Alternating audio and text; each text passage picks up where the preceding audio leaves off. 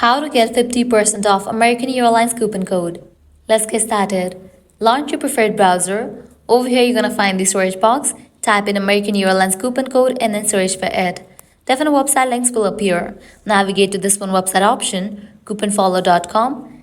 This is the legit website where you're going to find amazing offers and deals for American Airlines. Once you're on the website, just scroll down and check out the offers. $400 off, $100 off, $160 off, and many more. Head towards the offer that you want to grab. Just go ahead and click on it. With that, you're going to get the code for it.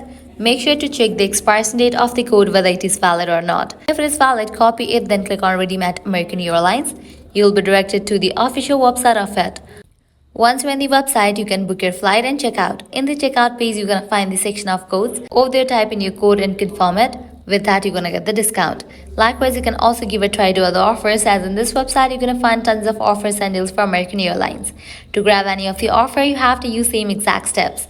Lastly, head back. You can also give a try to this one website, Groupon, as this is also the genuine one where you're gonna find tons of offers and deals for American Airlines.